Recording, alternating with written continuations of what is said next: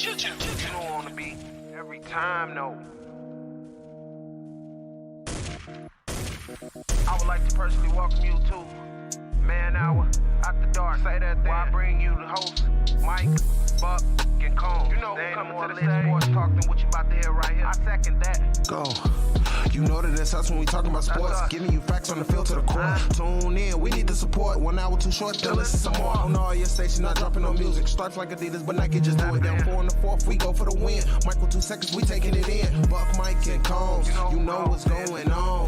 Man, now we're After Dark, no LA, we the big spark. No 4th and inches won't cut short. Got the best talking, it's all sports. Buzzing more than buzzer beaters. We coming live all through your speakers, go. And what is up, Man Hour Nation? Michael Buckasha here with the Man Hour. Be sure to head over to manhourradio.com and check out the new and improved website. We do got new merch over there as well. Of course, we got the forum section as well. So if you become a member over there at Man Hour Nation, be sure to become a part of the forums, as we're starting that whole little trend over there. We are starting to build the Man Hour Nation community a lot closer and a lot more, what's the word I'm looking for? More tight-knit, per se. So, guys, we do have a great show for you to line up. We're going to talk the Dallas Cowboys. We're going to talk Tampa Tom and how he has been grounded by the Saints again here in the regular season. Obviously, there's some big injuries that have just come across the board, some big trades that just happened across the board. We got the real bottom line with Kev Collier coming up as well. And of course, we got to talk about my Kansas City Chiefs and how suspect they are, how toxic the fan base actually is. But before we get too carried away in tonight's show, we do have to start off with the leading story of the night, or the day, or whenever you are listening to us, is Von Miller has officially been traded to the Rams. That's right, Mr. Von Miller himself, the Denver Bronco, has been traded to the already stout defense that is the LA Rams. So just to add some notes here to this trade here, guys, the LA Rams, they already get pressure on the quarterback 35% of every dropout that they get. That's right, 35% of the time they're getting pressure on the quarterback every time the quarterback drops back. That's just with Aaron Donald. And of course, they got some other guys across the line there.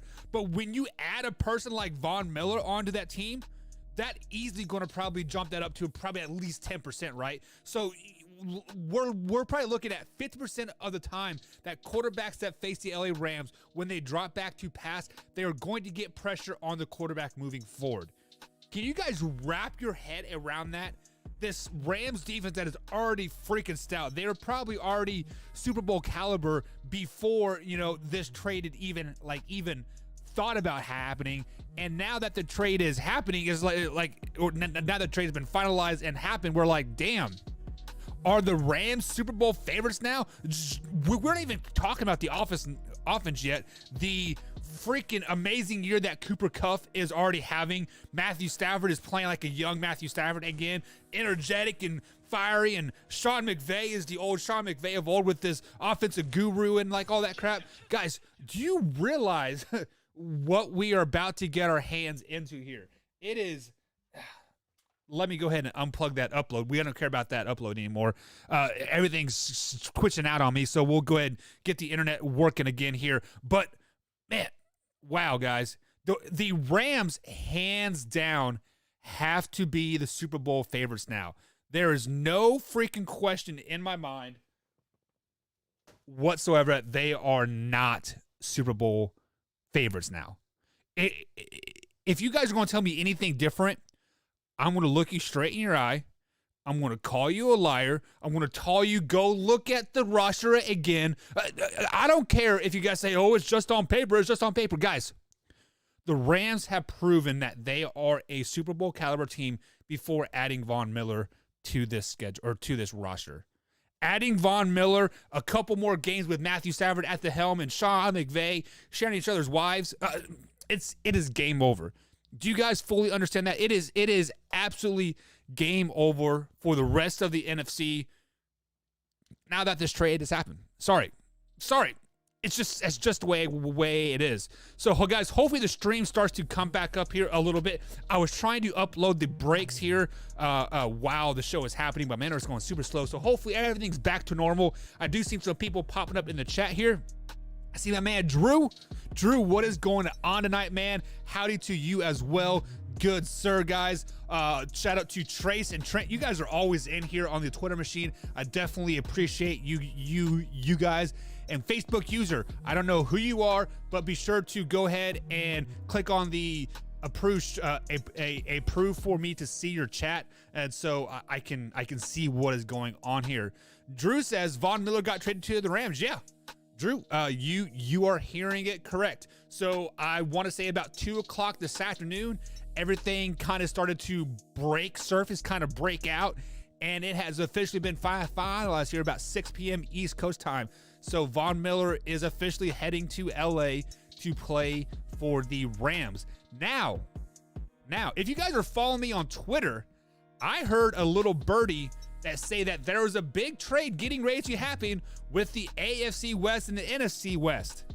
Now, we didn't really know if it was going to come from the NFC to the AFC or AFC to NFC. But if you guys following us on Twitter at @manhour_buck, I retweeted something that should have basically said, wow, what is going on, right? So yes, Drew says, holy crap, that deadly defense just got more deadly. Yeah, it definitely did, Drew. That defense is going to be lights out. So luckily for us as Chiefs fans, Drew, we don't got to play them till the Super Bowl, right? But look out 49ers, look out Cardinals, Seahawks. Let's actually pull up the LA Rams schedule moving forward here, because right now, guys, they're sitting at 7-1. They are atop. Actually, it's funny because they're not even first in their division, right? So if the playoffs were to start right now, they'd be like 5th seed because they did lose to the Cardinals earlier in the year. But look at their schedule moving forward. They do play the Titans without Derrick Henry. That'll be another big news that we're going to break here shortly. I mean, it's not breaking, but we're going to talk about it. That's a Sunday night game. That's probably a win. They play the 49ers, Packers, Jaguars, Cardinals, Seahawks, Vikings, Ravens, and 49ers again. So I could really, realistically, right now, with this Rams defense, the way it's looking right now, one more loss on the season, and that's not against the Arizona Cardinals or the Green Bay Packers. It is going to be a slip-up versus the Jaguars or maybe the Titans, maybe. I don't know, but I definitely see one more loss for the Rams this season. In the regular season, I should say. So yeah, I mean they are definitely looking the part for sure. All right, guys. So as you guys know here, we are live raw and uncut right here on YouTube.com. But if you guys are going to miss any part of the show whatsoever tonight, you can also find us on iTunes, Spotify, and of course iHeartRadio. And with that being said, guys, the Man Hour. Yes, me, Combs, Tori, Wyatt, Soup Boss, Wayne G, Kevo, the whole gang, right? Don't forget about Graham Wallace as well. Guys, we have been nominated for 3 awards this year. So the awards are the comedian podcast, or the comedy sports podcast of the year, because, you know, I'm a freaking hilarious guy. Let's just be flat out honest about that. We also got we're also a finalist in the Big Hitter podcast award of the year as well, and also the best winter sports podcast of the year as well. So I'm not for sure how they vote for winning, but if it is a fan vote, guys, we'll definitely let you know. But I'm sure, you know, they got judges and like all that stuff, and they figure it all out. But guys, the Man Hour is doing great things here. We are just under a year. Our year mark is Christmas Day. So, guys, shout out to everybody that nominated us and voted for us here. So we got a possibility of winning 3 awards here on our first year of the Man Hour with myself and Combs. So, Drew, I'm a modest guy. Now, Drew, like, I mean, I am a modest guy, but, you know, like at the same time, you know, you sometimes got to toot your horn a little bit, right? We do a lot of hard work here on the Man Hour. My Combs, self, and Tori, like we are consistently grinding in the background. We are looking for new ways to give you guys the best viewing experience here at youtube.com/Man Hour. Of course, we do upload the videos at manhourradio.com as well. So, guys, we are just trying to grow each and every day here. So if you guys also here at youtube.com, if you check out, we are giving you guys ways to interact with us in the chat here. We got the gamblings on, we got the duels on, we got the poll going on. Poll question for the night is who is going to win Game 6 of the World Series. I should say Game 6, not Game 5. That is my mistake. But vote Braves, vote Astros there over at youtube.com/Man Hour. And then, of course, guys, some of the other breaking big news that happened, you know, within the last, 24, 48 hours or so, Derrick Henry has officially been ruled out for the rest of the season. Well, not ruled out, but he will undergo surgery on that injured right foot that he suffered Sunday versus the Colts. So here in about the first quarter here, with like 6 minutes left to go in the game or in the quarter, Derrick Henry was obviously seen on the sideline without a shoe on, with talking to the trainers and all that stuff. So we kind of just assumed it was a sprained ankle. He did come back into the game. He had 25 touches for 68 yards, his lowest output of yardage, I believe, in the last 3 years. So wrap that around your head.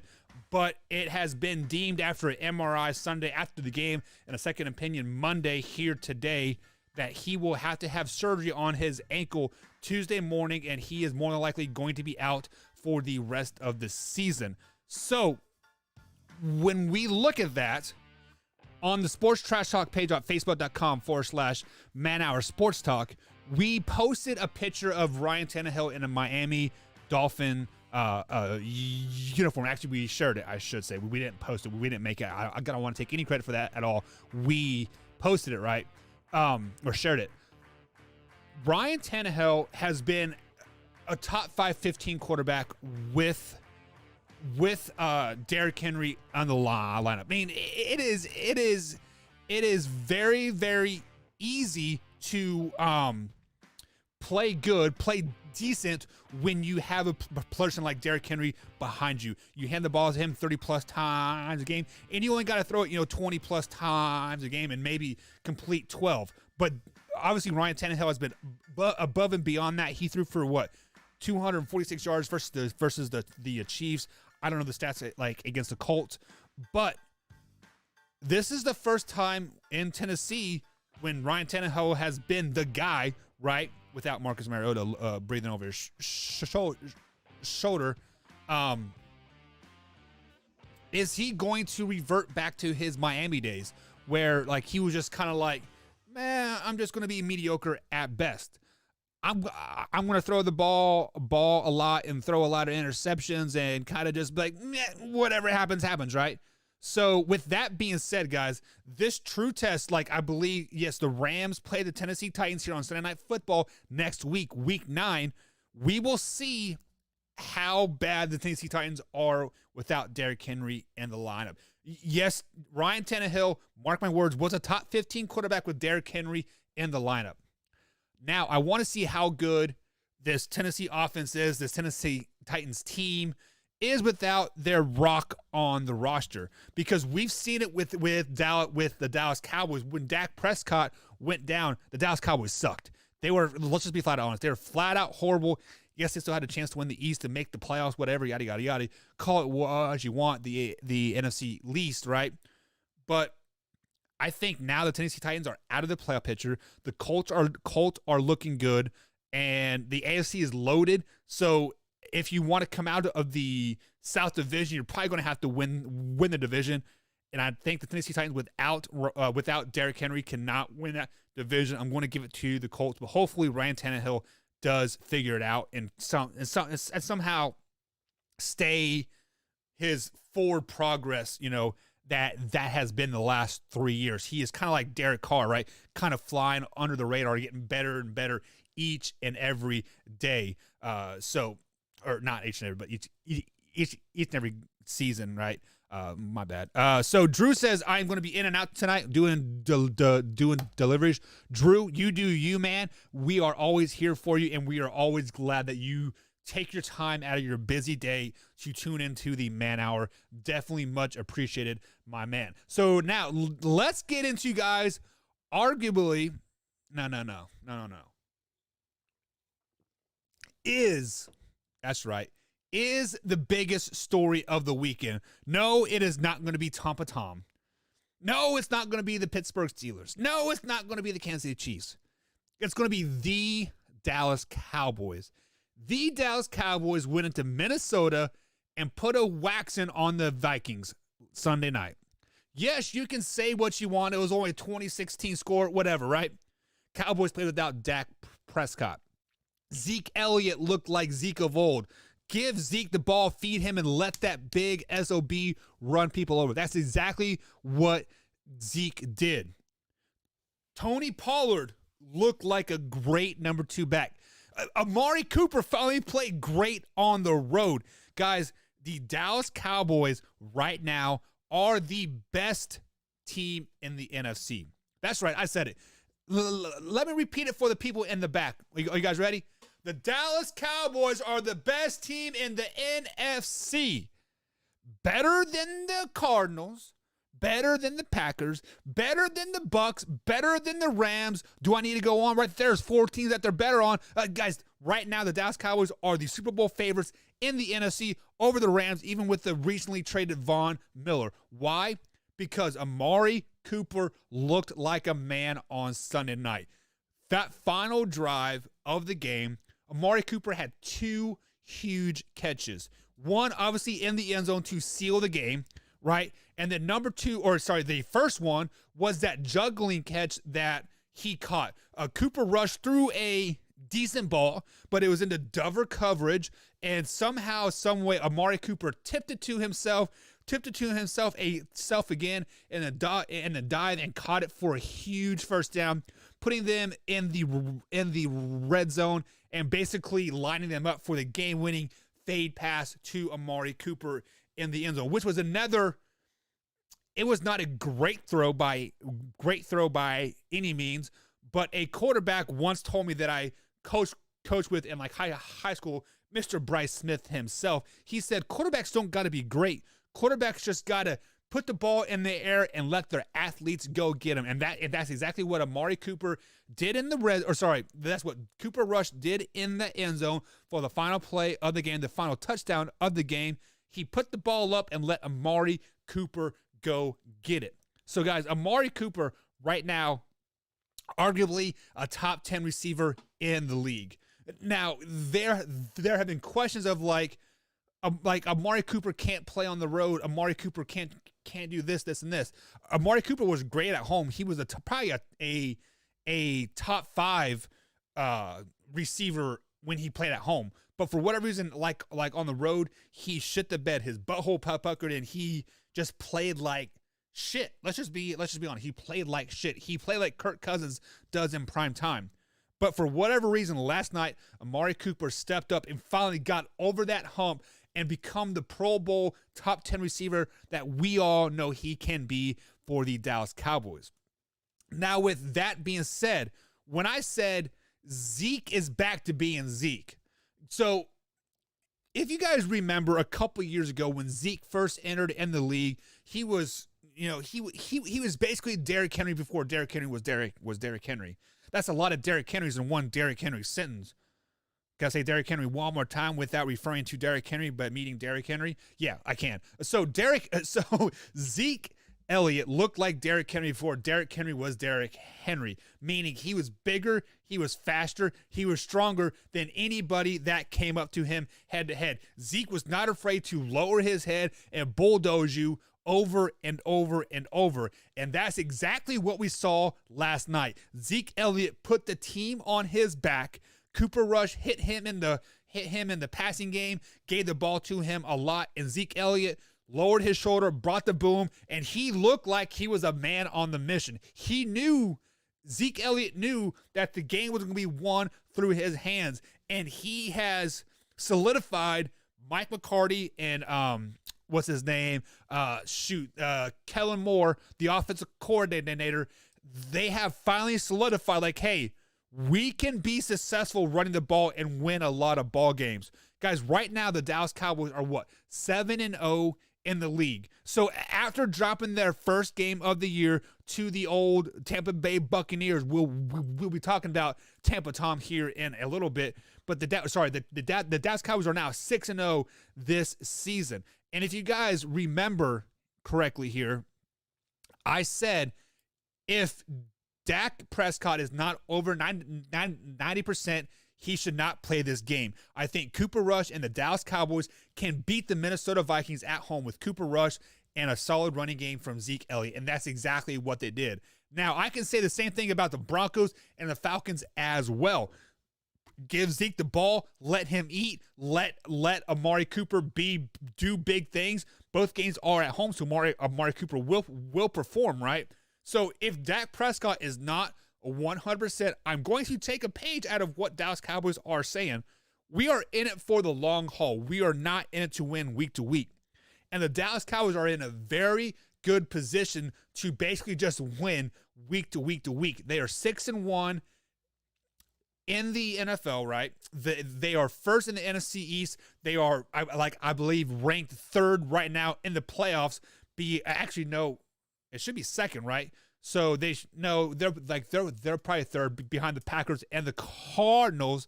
So they're right now they're on pace to host a home playoff game and have a pretty good seed, right? And a pretty good draw in the playoffs. So if Dak Prescott is not 100% coming forward versus the Broncos at home on a Sunday afternoon game, the Broncos that just traded their heart and soul other team, Von Miller, right? Teddy Bridgewater is kind of being a suspect quarterback at best, and their offense is not clicking. The Denver Broncos just don't look good, and I think they've dropped, 5 in a row now. So they should be fine, or they will be fine if Dak Prescott doesn't play in this game. They will be fine against the Atlanta Falcons. Get Dak right for this stretch that is going to be the last week of the last few weeks of the season versus the Chiefs, Raiders, Saints, Washington, Giants, Washington, Cardinals, Eagles. Let him be healthy for that. Let him knock off the rust versus the Kansas City Chiefs. If you lose to the Chiefs, you lose to the Chiefs. Whatever. It doesn't matter, right? The Chiefs are bound to get right at some point, so that won't be a bad loss whatsoever. So if Dak Prescott is not 100% healthy versus the Denver Broncos, look for him to sit down again. There is no question in my mind that Dallas Cowboys will be perfectly fine. Now, on the flip side of that coin, we've been talking a lot about offense, about Amari Cooper, Dak Prescott, Cooper Rush, Zeke, Pollard. The list goes on and on and on, right? But guys, we are overlooking the fact that the Dallas Cowboys right now have a top 5 defense in the NFL as well.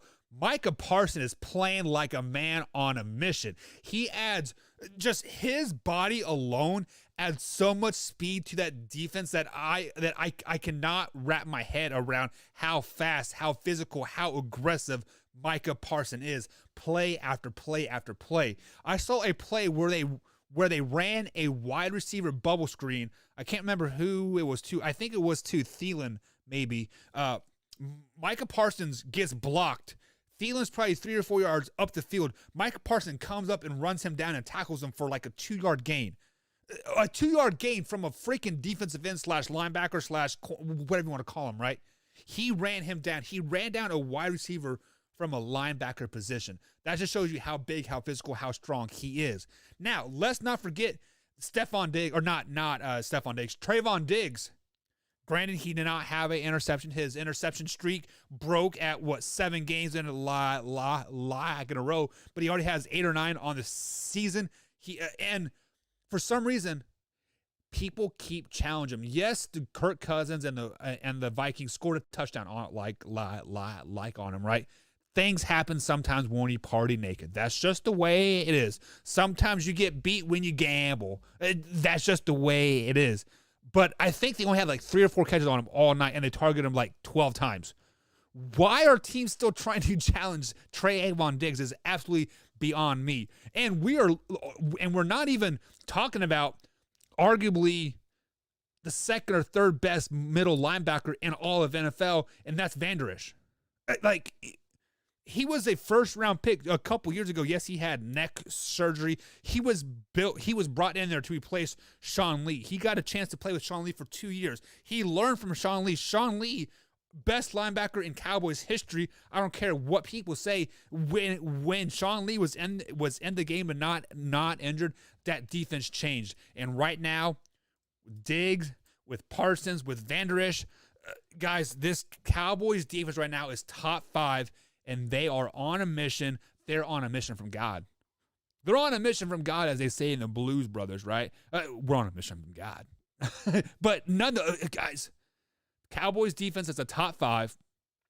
Offense is arguably top 5 as well, with Dak Prescott in the league. Cooper Rush, I'll probably knock him down to at least 14, 15-ish, right? But like in the end, guys, the Dallas Cowboys are good. They are great right now. And they are eating and looking good. Zeke is Zeke. Amari Cooper's doing Amari Cooper things. The defense is on a roll. Guys, the Cowboys are the best team in the NFC right now, hands down.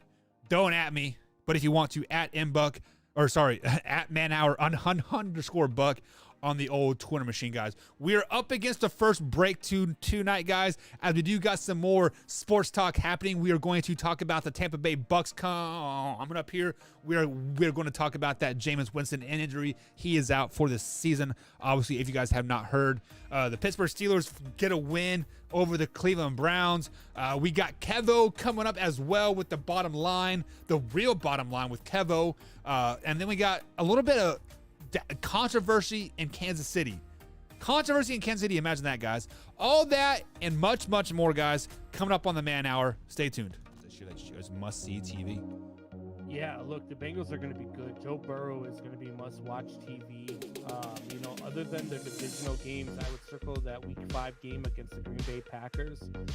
That could be a game I can absolutely see in the Cincinnati Bengals hanging in there. Maybe even bringing this game to overtime. That could be a fun one to watch. Burrows versus Rodgers, the future versus the current, and then you look at games like, against the New York Jets in Week 8. That's another one. Look, I know a lot of people are like, what do you mean the Jets? Look, I like what's going on in New York. I like Zach Wilson. I like Robert Saleh. I think that team is going to start to change its culture, and I think it started with Robert Saleh, and it continued with the draft of Zach Wilson. I think they're going to be a better team, so this could actually be a really fun game to watch in Week 8. So those would be the 2 games, outside of the divisional games that I would absolutely circle. Yeah, so the game that I have circled, the biggest game of the season, is a division game, unfortunately, but is that Week 7 game, is when the Bengals go into Baltimore. They play Lamar Jackson and the Ravens. I think this is a statement game for Cincinnati. They are going to go into Baltimore, and they are going to beat them, let's say 17-14 as the final score to that game. But I think this is where we see Joe Burrow kind of put the staple on the whole NFL. It's like, hey, don't overlook me. Yeah, you have Herbert. Yeah, you have Trevor and Zach and like all those and Baker and Patty, but don't overlook me. I am here to stay. I am here to rock this division and rock the AFC as a whole. And with that being said, I do have them going 7-10 this year, but simply because they do kind of have a stunner of a schedule. I mean, they obviously do play the Ravens twice, they play the Steelers twice, obviously, but the out of division games is rough. They play the Chiefs, they play the Chargers, they play the 49ers, the Ravens, heck, they even play a good Green Bay team. So I mean, that is the only reason why I have them 10 losses on the year, but I do have them going 7-10. Yeah, I have them at 8-9. I have them right around there. And I see the comments coming through. Nobody believes in this team. Drew doesn't believe in this team. Suploss doesn't believe in this team. Suploss says it's because they did nothing to improve their old line, so that's they're going to continue to see. Look, I like I like Jordan Williams. I like Dennis Spain. Trey Hopkins. These guys are cool. And I think they're going to get good play out of them. There's been a lot of injuries in Cincinnati,